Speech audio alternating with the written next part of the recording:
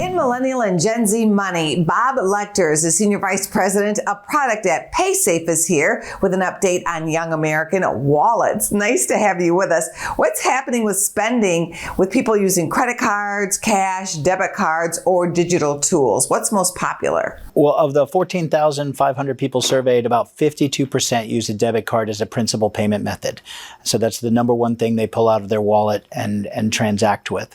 And with about 32% using a credit card, and then a variety of other payment options. While debit is still there, we still see, cash is still very prevalent in the market, and consumers responded back that cash is still a big part of how they manage their financial ecosystem. But debit cards, to answer your question, are the leading tool used by the consumers we surveyed. That is interesting. Cash is great because you can see what's coming in and going out. Why are people using cash? Well, actually, 17% of the respondents are still getting paid in a way that akin to cash, right? They're still getting a check or receiving cash as a form of payment.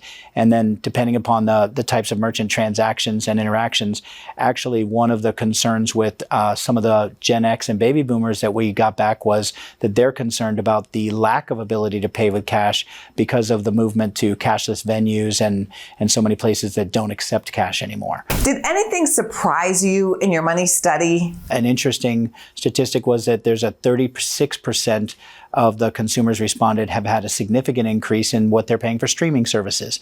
But we saw a lot of focus on investment.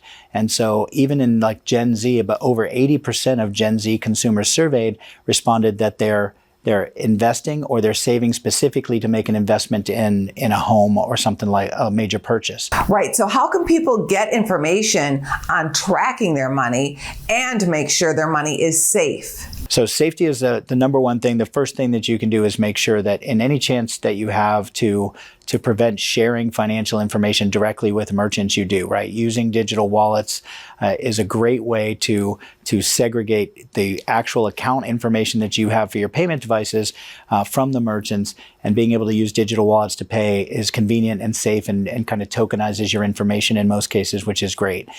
Always monitoring your transactions is the number one thing that I would advise consumers to do, no matter how you're paying and in what format. As far as getting more information, you can go to paysafe.com to get information on the study that we did. And then if you want to learn more about digital wallets, you can go to skrill.com, skrill.com. And that's where our digital wallet application is, and it can tell you all about how that works.